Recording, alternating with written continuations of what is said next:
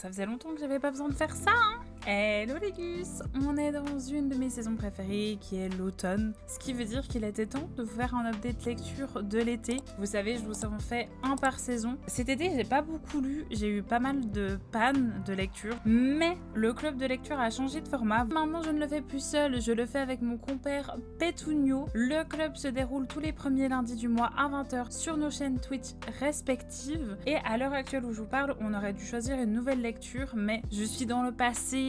Allez nous suivre sur nos réseaux sociaux pour savoir quel livre a été choisi ce mois-ci. Du coup, comme on parle de club de lecture, le premier livre qui a été choisi, La balade de l'oiseau chanteur et du serpent, le préquel des Hunger Games. J'avais lu le premier livre des Hunger Games, mais je les ai pas finis, j'ai eu la flemme, j'ai juste regardé les films. Et du coup, j'étais hypée parce que en vide-grenier, j'ai trouvé en fait la trilogie complète. Donc je me suis fait un marathon Hunger Games. Ça nous raconte en fait la jeunesse, adolescence, young adulte de Snow. Donc le grand méchant de la série principale va être mentor pour le 10e Hunger Games, donc il aura quelqu'un à qui il devra s'occuper et il y aura des mésaventures et des choses qui vont mal se passer. Alors est-ce qu'on peut lire ce livre sans avoir lu les Hunger Games? Oui. Est-ce que ça a beaucoup d'intérêt? Non. J'ai trouvé qu'il était pas très bien rythmé, il y avait beaucoup de longueur. En fait, c'est beaucoup de la théorie. Donc moi, je suis quelqu'un qui adore le lore. Donc sur ça, j'étais vraiment servie parce qu'on apprend beaucoup plus sur les coulisses des jeux, ce que vraiment Snow a apporté dans le milieu des jeux, l'histoire de sa famille. Ce que j'ai bien aimé, étant donné que j'ai lu le préquel en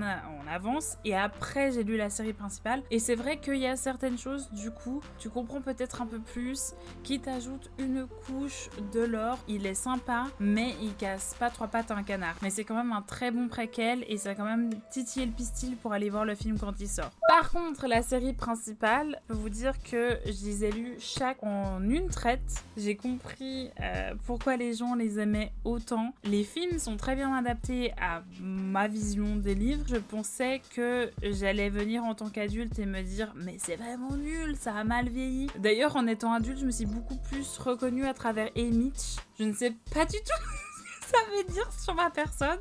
Ouais, waouh. Pour rester dans le domaine de l'enfance, j'ai aussi lu Les Héros de l'Olympe de Rick Riordan. Il y a quand même 5 bouquins, mais je les ai pas tous sortis. Vous pouvez les voir là-bas en haut. Un plaisir de retrouver cet auteur. C'est donc la suite des aventures de Percy Jackson. Donc, d'ailleurs, à l'heure où je parle, le nouveau livre Percy Jackson est sorti. Donc je crois que c'est une année après les événements du premier livre. On a un nouveau groupe de jeunes à suivre. Donc c'est méga cool, plein de nouveaux personnages. Et Percy a disparu. On ne sait absolument pas où il est. D'autant plus qu'il y a une nouvelle quête qui a été donnée. Il y a un dieu qui a disparu également. On ne sait pas où il est. J'ai adoré replonger dans le monde de Percy Jackson. J'ai surtout le premier tome parce que t'as énormément de mystères. Par contre, combien de personnages? On en a 7, je crois, principaux. C'est que au bout d'un moment, les personnages ont servi leur utilité dans l'histoire, mais on est quand même obligé de les trimballer parce que t'as le reste de l'histoire à finir. Et du coup, ils sont un peu en mode... Plus on allait dans les tomes, plus mon enthousiasme s'est réduit. Moi, je suis désolée, quand tu me fais une série épique comme ça, je veux que le dernier livre soit entièrement sur la bataille finale. Et en fait, le dénouement du livre est quoi, une dizaine de pages, vingtaine de pages? Et t'es là, tout ça pour ça. Pour vous dire, je sais même plus comment ça se finit, tellement que j'étais déçue. Un peu déçue, mais quand même très agréable de retrouver cet auteur et cet univers. Qu'est-ce qu'on a lu? Pas grand-chose, hein. Outlander, un livre que ça fait des années qu'on me dit, enfin une série plutôt, qu'il faut que je m'y mette. C'est que nous avons Claire en 1946 qui va en voyage de noces, je crois que c'est voyage de noces. En tout cas, elle va en voyage avec son mari dans les Highlands et en fait, elle touche des pierres magiques et se retrouve en 1743, toujours en Écosse. Alors, il faut savoir que je l'ai lu dans un contexte particulier parce que j'étais moi-même aux Highlands quand je l'ai lu. En fait, j'ai fait à peu près le même trajet qu'elle fait dans le livre. Par contre, il y avait beaucoup trop de personnages pour moi. L'intrigue, j'avais envie que le livre avance, ça n'avançait pas. Tout d'un coup, t'avais de l'action, je comprenais plus rien ce qui se passait. Mais en fait, c'est ce qui m'a créé un peu une panne de lecture parce qu'en fait, j'arrivais pas à avancer dedans. Désolée Florence, parce que c'est toi qui me l'as offert, mais elle m'a dit que les prochains livres étaient encore plus lents, que je ne vais pas les lire. Par contre, je pense switcher sur la série Alice Smith, How to be Both. Ensuite, donc 2 histoires.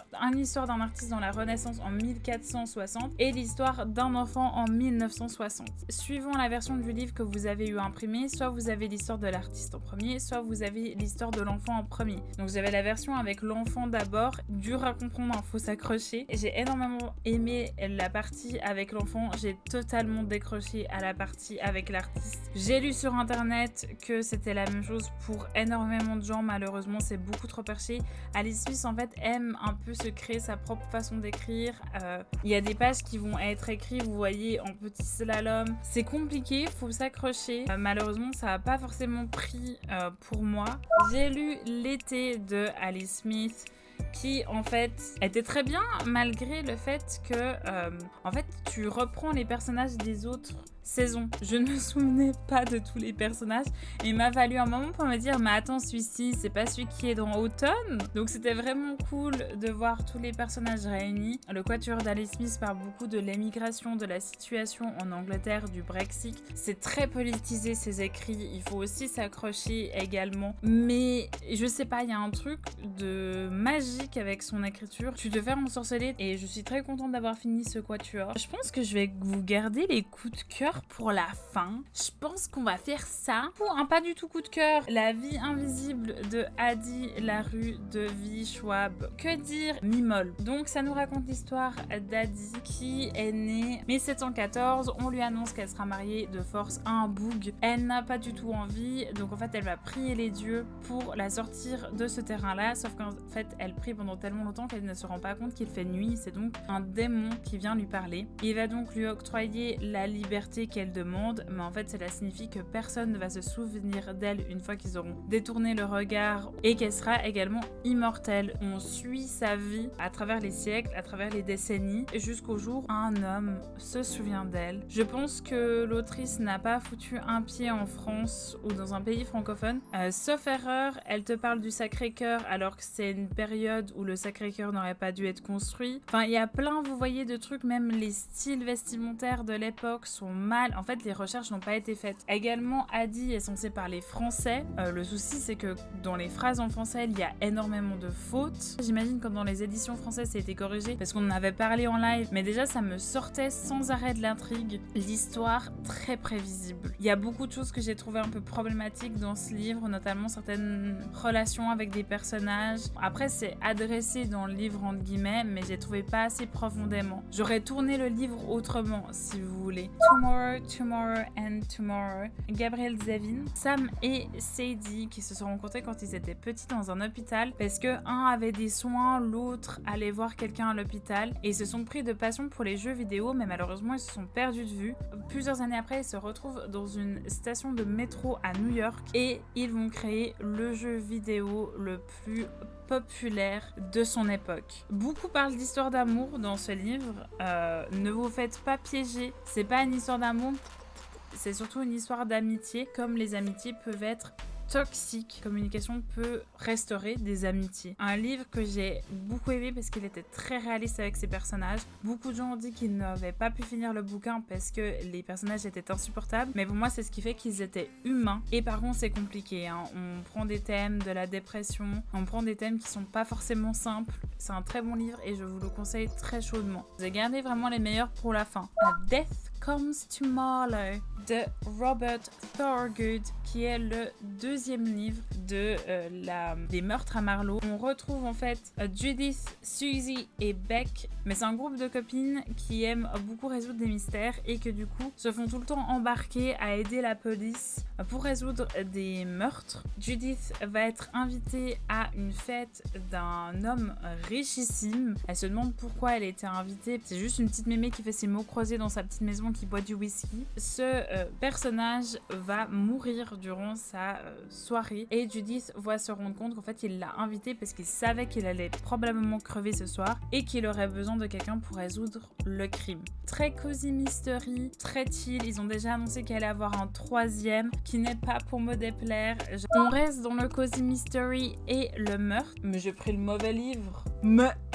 C'est celui-ci, Mysterious Case of the Alperton Angels de Janice Hallett. Elle fait des livres un peu spéciaux. Ce n'est pas des textes que vous allez recevoir, c'est généralement des dossiers avec des notes vocales, des emails et ce genre de choses. On retrouve Amanda Bailey qui est une auteure de true crime de renommée qui a donc décidé à l'aide de sa maison d'édition d'écrire un livre sur le fait divers Les Anges de Alperton, qui est en fait une secte qui se passait dans les années 80, il me semble. 80-90, plusieurs membres d'une secte s'étaient donné la mort parce qu'en fait ils avaient un enfant parmi eux qui pensait être l'antéchrist et voulait l'anéantir de la terre. Malheureusement, quelque chose lui est arrivé.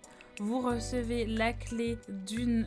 vous savez, dans la banque, les deposit box, là, on vous donne une tâche. Une fois que vous avez lu le contenu du livre, est-ce que vous allez le donner à la police ou vous allez le garder pour vous-même? Incroyable, lisez-les. Je vais vous parler de Susanna Clark Piranesi. Alors, ça peut paraître que ce soit de la mythologie grecque, ce n'en est pas du tout. Le seul truc qu'on vous dit, c'est Piranesi habite dans cette maison. Peut-être qu'il y habitait depuis toujours. Soudainement, des messages commencent à apparaître dans le labyrinthe. Est-ce qu'il y a quelqu'un dans la maison? Et si oui, qui sont-ils et que veulent-ils? Je pensais que, vu la couverture, ça allait être une réécriture un peu comme Circé, mais pas du tout. On est dans quelque chose de beaucoup plus dark. Alors, c'est énormément descriptif. Normalement, je déteste ça, mais c'est utile pour le livre. Et incroyable. Vraiment, coup de cœur du mois. De la saison. Et le dernier, qui est Les 6 Reines Tudor. Et on est avec Anne Boleyn, qui est la deuxième.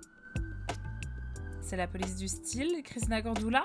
Ça nous raconte l'histoire de ces sirènes. Donc là, c'est une par bouquin. Et ça essaie de le faire le plus history accurate possible. On parle en leur point de vue. En ayant lu l'histoire de Catherine, j'étais grave énervée contre Anne. Je me suis dit, comment est-ce que l'auteur va me faire sympathiser avec Anne? Elle y arrive. Ces personnages, si reines, vivent l'atrocité avec ce connard. Cette série, c'est une pépite. Elle a été traduite. Vraiment, s'il vous plaît, allez les lire. Si vous êtes férus d'histoire, surtout. Et j'ai hâte, du coup, de continuer l'épopée. Et vous savez quoi? Il me reste plus que 2 livres dans ma pile à lire. Et ouais, je dis ça, mais j'ai ma liseuse. Et dans ma liseuse, j'ai déjà 9 livres qui m'attendent. Donc là, madame, on va calmer les chevaux. On va aller acheter des livres maintenant. Bien évidemment, dites-moi ce que vous avez lu durant votre été. J'espère que cette update lecture vous aura plu. N'hésitez pas à checker sur le Discord et sur Twitch pour le club de lecture, aussi sur Instagram, parce qu'on reposte pas mal là-bas dessus. Et puis du coup, je vous souhaite une bonne journée. Abonnez-vous. Je fais pas que de la lecture, hein. On fait du Sims 2, des jeux rétro sur la chaîne. Et puis moi, je vous dis à bientôt. À plus, Gus.